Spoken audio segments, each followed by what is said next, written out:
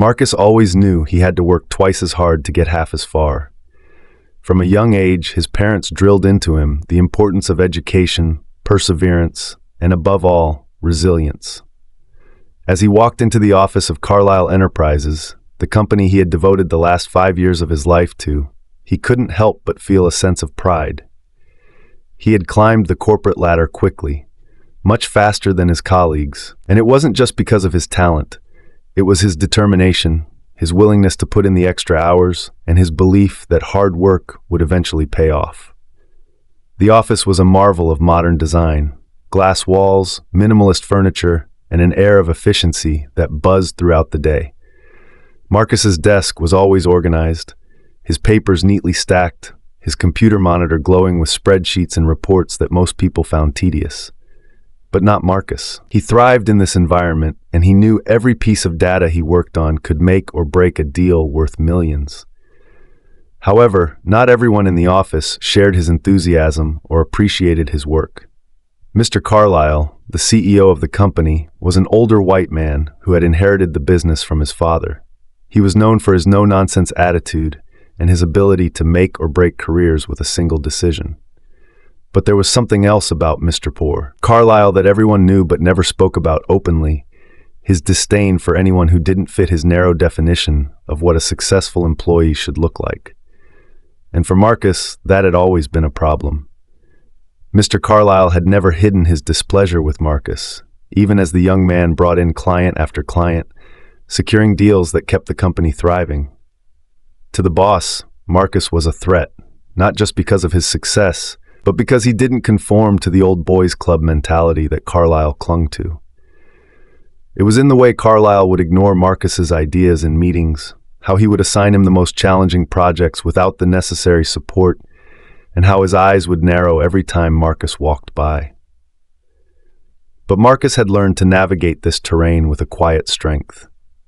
He knew the system was rigged against him, but he also knew he had something no one could take away: his mind and his resolve. This resolve was tested daily, and today would be no different. As Marcus settled into his chair and began working on the quarterly report, a report that would show just how much revenue his department had brought in over the last 3 months, he couldn't help but overhear the conversation in the office next door. Mr. Carlyle's voice was raised, barking orders at one of the junior associates. Marcus shook his head slightly, focusing on his work. He knew better than to get involved. But then the door to Mr. Carlyle's office swung open with a loud bang, and the man himself stormed out, heading directly toward Marcus's desk. The entire floor seemed to hold its breath as the CEO approached, his face a mask of barely controlled anger. "Marcus," Carlyle's voice was low, but the tension behind it was unmistakable. "I need to see you in my office. Now." Marcus stood, smoothing out his tie, and followed Mr. Carlyle into the glass-walled office. As he entered, he could feel the eyes of his colleagues on him, their whispers barely concealed. He knew this wasn't going to be a pleasant conversation. Once inside, Carlyle closed the door and motioned for Marcus to sit down. Marcus remained standing.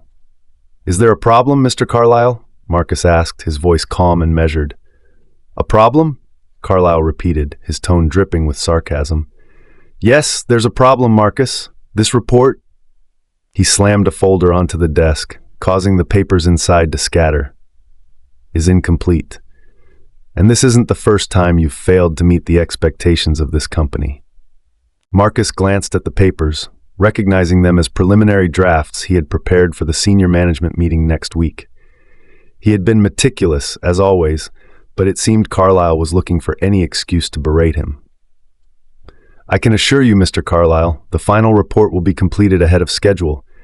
I was just finalizing some of the data this morning," Marcus replied, keeping his tone professional. Carlyle's eyes narrowed. "That's not good enough. You should know by now that I don't tolerate mediocrity. Perhaps you need to be reminded of your place here." Marcus felt his jaw tighten. "My place, Mr. Carlyle?" Carlyle leaned forward, his voice lowering to a whisper. "You're here because I allow you to be here. Don't forget that. Now I expect the final report on my desk by the end of the day. No excuses." Marcus met Carlyle's gaze, refusing to back down. "You'll have it by the end of the day." "Good." Carlyle sneered, leaning back in his chair. "Now get out."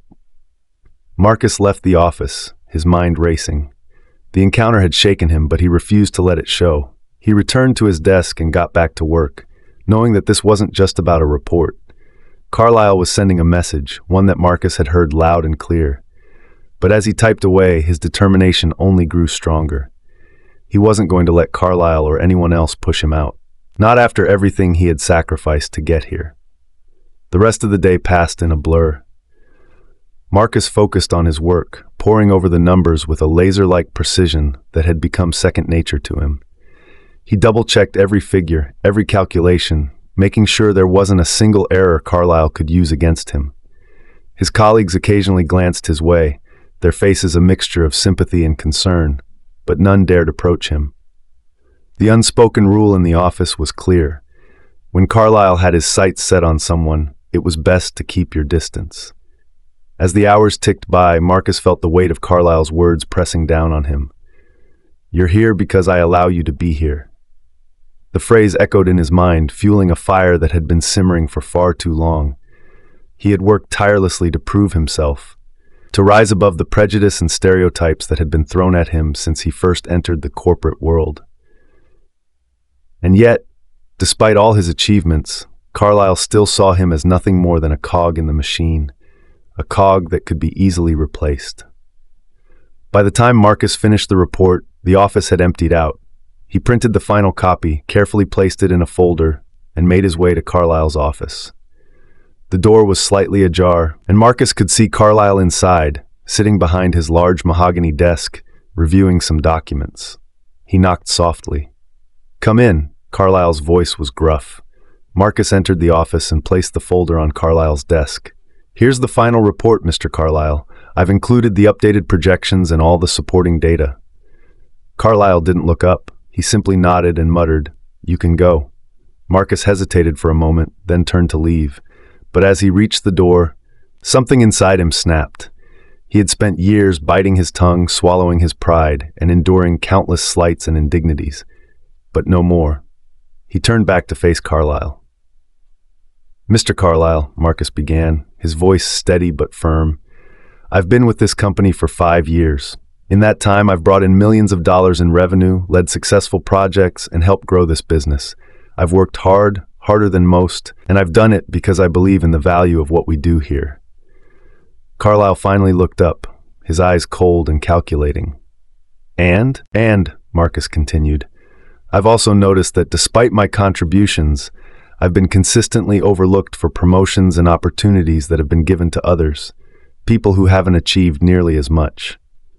I've seen the way you treat me, and I've seen the way you treat others like me. I know what this is about, Mr. Carlyle." Carlyle leaned back in his chair, a smirk playing at the corners of his mouth. "Is that so?" "Yes," Marcus replied, his voice rising slightly. "You may not say it outright, but your actions speak louder than words.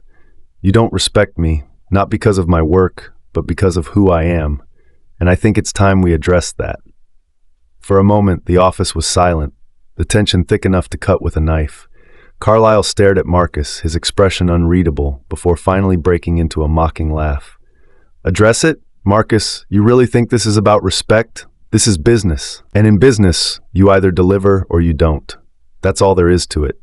Marcus felt his fists clench at his sides. "I have delivered, over and over again, but that doesn't seem to matter, does it?" Carlyle's smile faded, and his tone turned icy. "You're right, it doesn't matter.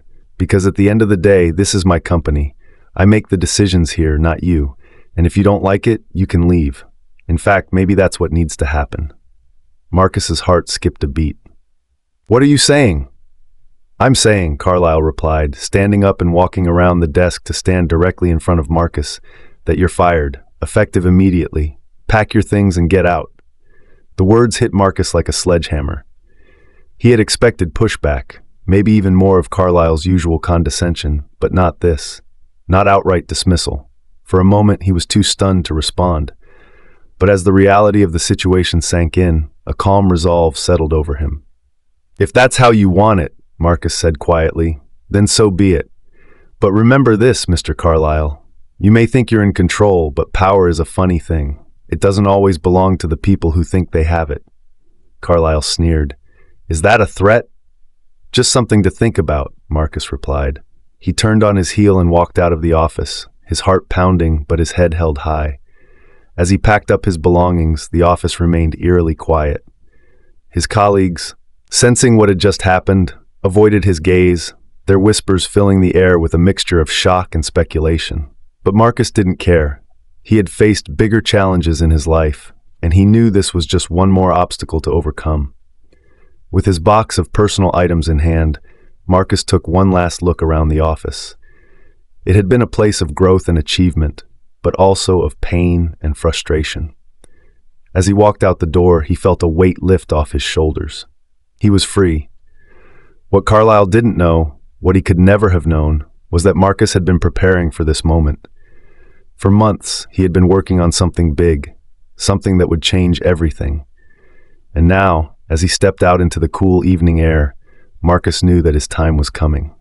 The crisp evening air filled Marcus's lungs as he walked out of the towering office building, his box of belongings tucked under one arm. The streets were bustling with people rushing home after a long day at work, but Marcus barely noticed them. His mind was already racing ahead, thinking about the next steps, the next move. He had known this day would come, but he hadn't expected it to arrive so soon. Yet here it was, and Marcus wasn't going to waste a second of it. He made his way to his car, a sleek black sedan that he had bought just a few months ago. One of the few indulgences he had allowed himself after years of hard work and frugality. As he slid into the driver's seat and placed the box on the passenger side, he took a deep breath, allowing himself a moment of reflection. The truth was, getting fired was the best thing that could have happened to him. It was the final push he needed to execute a plan he had been working on for over a year. A plan that would not only secure his future, but also dismantle the very foundation of the toxic environment he had just left behind. Marcus started the car and pulled out of the parking lot, heading towards the outskirts of the city. As he drove, the cityscape gradually gave way to quieter, more suburban neighborhoods. His destination was a modest office building, where he had been renting space under the radar for the past several months. It was here that he had been building something powerful, something that even Carlyle, in all his arrogance, had no idea existed. When Marcus arrived at the office, he parked in his usual spot and grabbed the box from the car. He entered the building, his footsteps echoing in the empty hallway. The office was small but well equipped, with a few desks, a conference table, and a state-of-the-art computer system that Marcus had personally set up. He placed the box on a desk and sat down in front of his computer, the glow of the monitor illuminating his determined expression. With a few quick keystrokes, Marcus logged into his secure server where all his business plans and strategies were stored. He pulled up the latest financial reports for his startup, a company that specialized in innovative financial technology solutions. Over the past year, he had been developing this venture in secret, using his connections and expertise to quietly gain a foothold in the market. But Marcus hadn't just built a business. He had built an empire. His company, under the guise of a shell corporation, had been buying up shares of Carlyle Enterprises at a steady pace. He had done it discreetly, through multiple channels and intermediaries, ensuring that his involvement remained hidden. And now, with his firing, the final piece of his plan was about to fall into place. Marcus smiled as he reviewed the numbers. The acquisition was nearly complete. All he needed was a few more key transactions, and Carlyle Enterprises would be his. The irony was almost too delicious to bear. The man who had dismissed him so callously was about to lose everything, and he didn't even know it yet. But Marcus wasn't just motivated by revenge. He was driven by a desire to create something better, something that would stand as a testament to his values and his vision. He wanted to build a company where people were judged by their talents and contributions, not by the color of their skin or the biases of those in power. As he finalized the last of the transactions, Marcus's phone buzzed. He glanced at the screen and saw that it was an email notification from his lawyer, confirming that the final paperwork was ready. The deal would close tomorrow morning. Carlyle Enterprises would officially belong to him. Marcus leaned back in his chair, letting out a long breath. It was almost surreal. For years, he had been subjected to Carlyle's petty power plays, his racist remarks, and his constant undermining. And now, in just a few hours, he would be the one calling the shots. But Marcus knew this wasn't the end. It was only the beginning. The real work would start once he took control of the company. He had big plans, and they didn't include keeping people like Carlyle around. The toxic culture that had permeated the company for so long would be dismantled, piece by piece, until there was nothing left of it. In its place, Marcus would build a new legacy, one based on integrity, inclusivity, and respect. As the night wore on, Marcus continued to work, finalizing his strategy for the company's future. He reviewed the current organizational structure, identifying key positions that would need to be replaced. He drafted new policies that would promote diversity and prevent the kind of discrimination he had faced. And he outlined a plan for a company-wide meeting where he would reveal his ownership and set the tone for the changes to come. By the time Marcus finally left the office, it was well past midnight. The streets were quiet now, the city asleep. But Marcus felt more awake than ever. The next day would mark the beginning of a new era, not just for him, but for everyone at Carlyle Enterprises. And he was ready. The morning light streamed through the windows of Marcus's modest office, casting a warm glow over the room. He had barely slept, but the adrenaline coursing through his veins kept him sharp. Today was the day. The culmination of all his hard work, patience, and strategic planning was about to unfold. Marcus dressed carefully, choosing a crisp navy suit and a silk tie that exuded confidence and authority. As he adjusted his cufflinks, he caught his reflection in the mirror. The man looking back at him was not the same person who had walked into Carlyle Enterprises 5 years ago. This man was in control, prepared to take on whatever came his way. He was ready to claim what was rightfully his. By the time Marcus arrived at Carlyle Enterprises, the office was already buzzing with activity. The employees were unaware of the seismic shift about to occur in their world. As Marcus stepped through the doors, a few heads turned, their expressions a mix of surprise and curiosity. He walked with purpose, heading straight for the elevators that would take him to the executive floor. The ride up was quiet, the only sound being the soft hum of the elevator as it ascended. Marcus took a deep breath, centering himself for the confrontation ahead. He had envisioned this moment countless times, but now that it was here, he felt a strange sense of calm. He was ready. When the elevator doors slid open, Marcus stepped out and made his way down the hall to the large boardroom where the meeting was scheduled to take place. The room was already filled with senior executives, their faces etched with a mixture of anticipation and anxiety. Mr. Carlyle sat at the head of the table, his presence as domineering as ever. But today, there was something different in his demeanor, an unease that Marcus could sense even from across the room. As Marcus entered, the room fell silent. All eyes turned toward him, a wave of whispers spreading through the crowd. Carlyle looked up, his brow furrowing in confusion as he registered Marcus's presence. "Marcus," Carlyle said, his voice laced with irritation, "what are you doing here? You were fired." Marcus met his gaze steadily. "I'm here for the meeting." Carlyle sneered, but there was a flicker of uncertainty in his eyes. "This meeting is for senior management only. You no longer have any business here." "On the contrary," Marcus replied, his tone measured and calm, "I have every right to be here. In fact, I'm the reason this meeting was called." The murmurs in the room grew louder as the executives exchanged puzzled glances. Carlyle's face reddened with anger. "What kind of game are you playing, Marcus? I don't have time for this."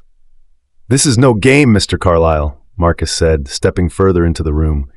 He placed a file on the table in front of Carlyle, who eyed it with suspicion. "This is business, and as of this morning, I am the new owner of Carlyle Enterprises." A stunned silence followed his words. Carlyle stared at Marcus, his eyes wide with disbelief. He reached for the file, flipping it open with trembling hands. As he scanned the documents inside, his face drained of color. This can't be," Carlyle stammered, his voice barely above a whisper. "You're lying." "I assure you, everything is legitimate," Marcus said, his voice firm. Over the past year, I've been acquiring shares of this company through a holding firm. As of this morning, I own a controlling interest. Carlyle Enterprises is mine. The room erupted into chaos. Executives began talking over one another, their voices a cacophony of shock, confusion, and disbelief. Carlyle remained frozen, his eyes fixed on the papers in front of him as if trying to will them into something else. But how? Carlyle finally managed to say, his voice weak. Why would you do this? Because I believe in this company, Marcus replied, his voice carrying the weight of all the years he had spent working under Carlyle's thumb. I believe in what it can achieve, but I also believe it needs to change. The culture you've cultivated here, one of fear, discrimination, and exclusion, has no place in the future I envision. Carlyle looked up, his expression a mixture of anger and desperation. You can't just walk in here and take everything I've built.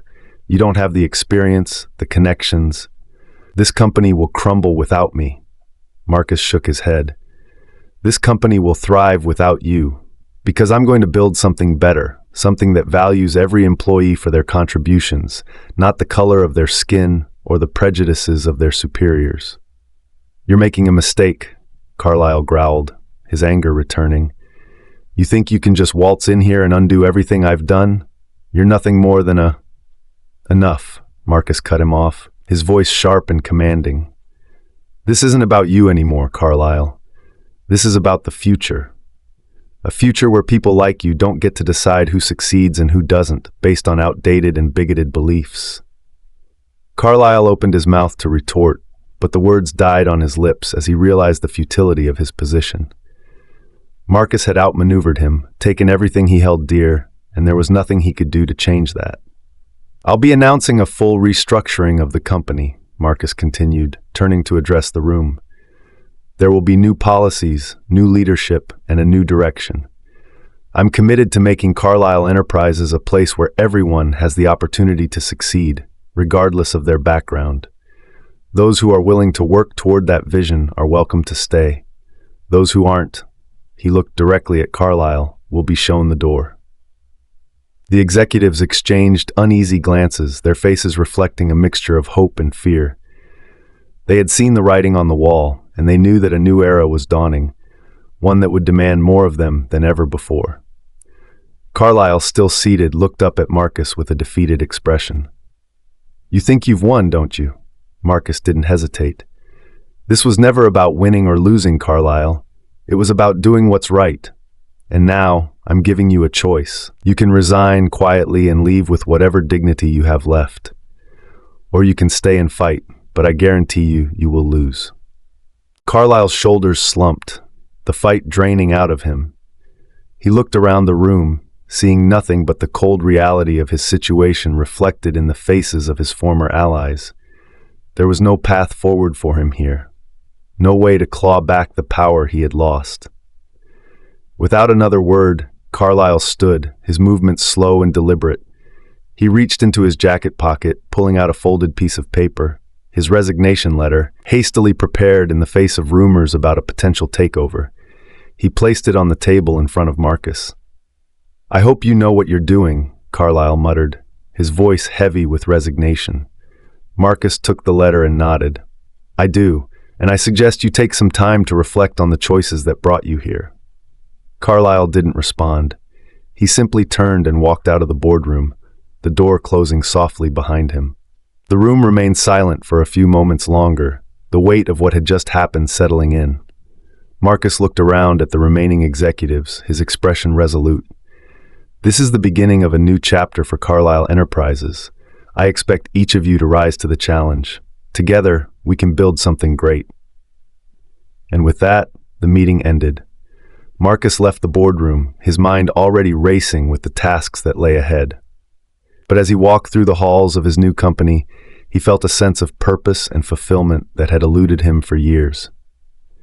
He had taken control of his destiny, and now he would shape the future of Carlyle Enterprises into something he could truly be proud of. The days that followed were a whirlwind of activity. Marcus barely had time to catch his breath as he plunged headfirst into the massive task of restructuring Carlyle Enterprises. The first order of business was to implement the new policies he had carefully crafted, designed to dismantle the toxic culture that had taken root under Carlyle's leadership. One of the most significant changes was the introduction of a comprehensive diversity and inclusion program. Marcus knew that simply removing Carlyle wasn't enough. The company needed a complete cultural shift.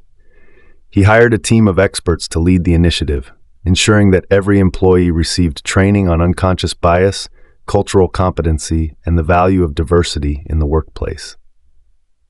The program also included a mentorship component, pairing senior executives with employees from underrepresented backgrounds to foster growth and opportunity across all levels of the organization. As these changes were rolled out, Marcus held a series of town hall meetings with employees where he outlined his vision for the company and listened to their concerns. The atmosphere was tense at first. Many were still reeling from the sudden shift in leadership, but Marcus's open, transparent approach quickly began to win them over. He made it clear that the company's success depended on everyone working together, and that each person's contributions were valued. During one of these meetings, Marcus encountered Lisa, a mid-level manager who had worked under Carlyle for over a decade. She was well respected by her peers, but had never been given the chance to advance beyond her current position. As Marcus listened to her speak about the challenges she had faced, particularly the lack of support and mentorship from senior leadership, he realized just how deeply Carlyle's influence had stifled potential within the company. After the meeting, Marcus approached Lisa and offered her a new role, Vice President of Operations. It was a significant promotion, and one that came with the responsibility of overseeing the company's transformation from the ground up. Lisa was stunned, but after a moment of hesitation, she accepted the challenge. Her appointment sent a clear message to everyone at Carlyle Enterprises. Things were truly changing.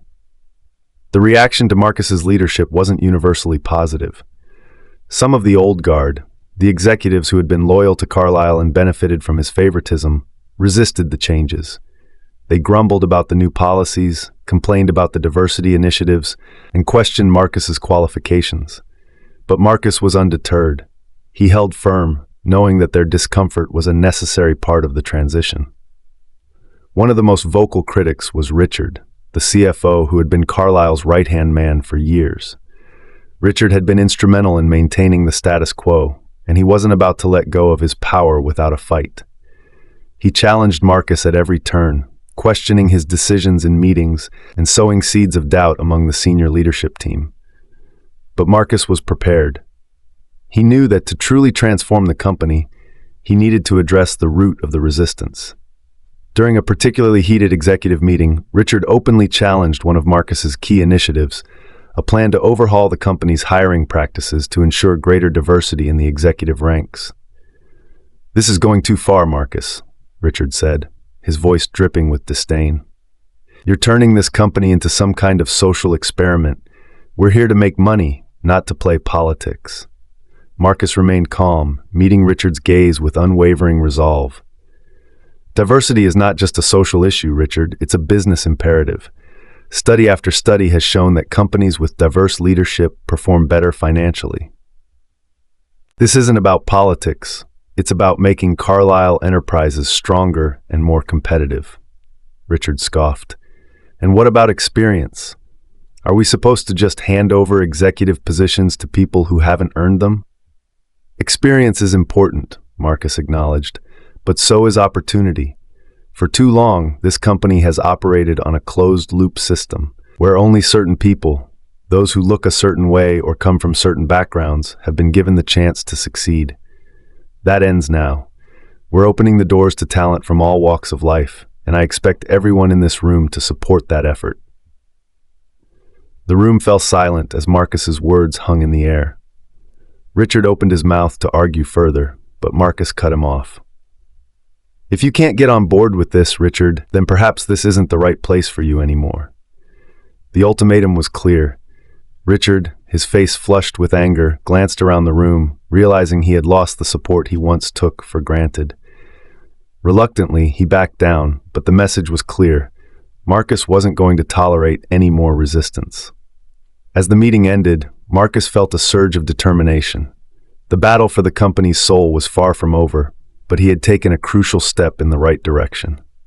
The old guard's influence was waning, and with each passing day, Marcus's vision for a more inclusive, forward-thinking Carlyle Enterprises was becoming a reality. In the weeks that followed, Marcus continued to push for change. He revamped the company's marketing strategy to reflect its new values, emphasizing inclusivity and innovation. He also initiated a series of community outreach programs, partnering with local organizations to support education and job training initiatives for underprivileged communities. These efforts not only boosted the company's reputation, but also reinforced Marcus's commitment to making a positive impact both inside and outside the organization. The transformation wasn't easy, and there were moments of doubt and frustration. But Marcus knew that real change took time, and he was in it for the long haul. Slowly but surely, the culture at Carlyle Enterprises began to shift. Employees who had once felt marginalized and overlooked started to find their voices. New ideas flourished, and the company began to attract a diverse pool of talent that brought fresh perspectives and energy. As the final piece of his plan, Marcus decided to rebrand the company. The name Carlyle Enterprises had too many negative associations, tied to a legacy of exclusion and elitism. Marcus wanted a fresh start, a name that reflected the values and mission of the company's new era. After much deliberation, he chose a name that embodied the principles he had fought for: Empower Dynamics. The rebranding was more than just a cosmetic change. It symbolized the company's commitment to empowering its employees, customers, and the communities it served.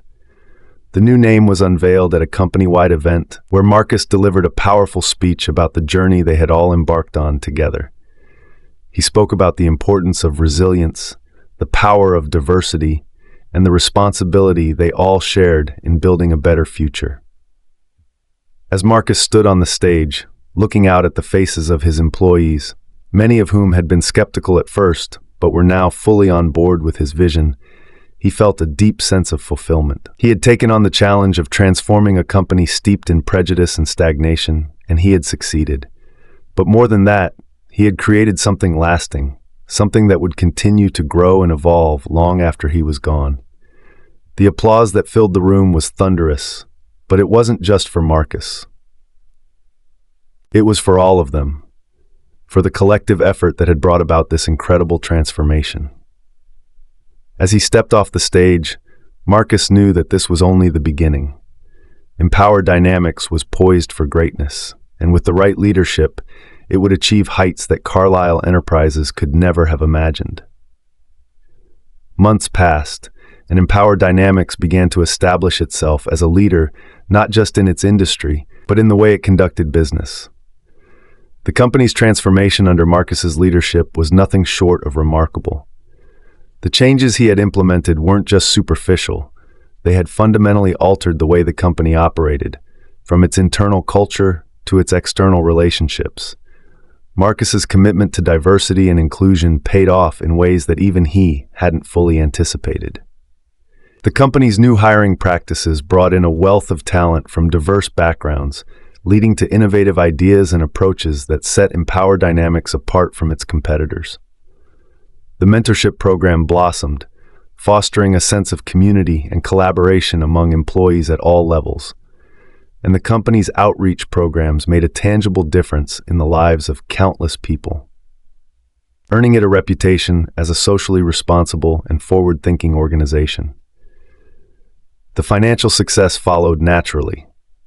Empower Dynamics began to attract major clients who were impressed not only by the company's expertise, but also by its values. Investors took notice, and the company's stock price soared. Marcus found himself fielding calls from industry leaders who wanted to know the secret to his success. But there was no secret, just a commitment to doing what was right and a refusal to accept the status quo. As the company grew, so did Marcus's influence. He was invited to speak at conferences and events where he shared his story and his vision for a more inclusive and equitable business world. His journey from a marginalized employee to the owner of a thriving enterprise inspired countless others. And Marcus made it a point to mentor young entrepreneurs who face similar challenges. But despite all the accolades and success, Marcus never lost sight of why he had started this journey. For him, it wasn't just about proving Carlyle wrong or building a successful company. It was about creating opportunities for others, breaking down barriers, and paving the way for the next generation of leaders. One day, as Marcus was walking through the office, he overheard a conversation between two young employees in the break room. They were discussing their plans for the future, their excitement palpable.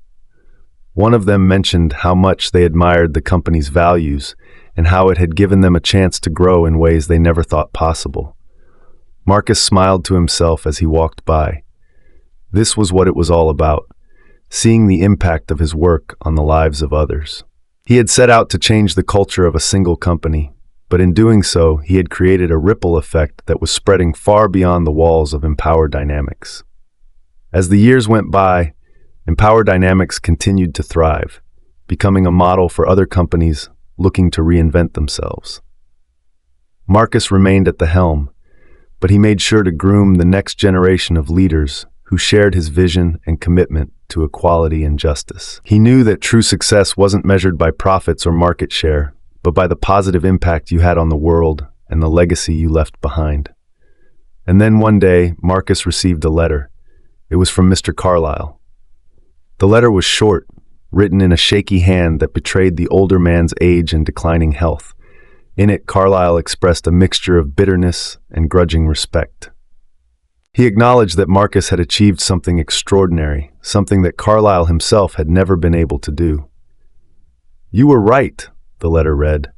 "Power is a funny thing. I thought I had it, but in the end, I was just holding on to an illusion.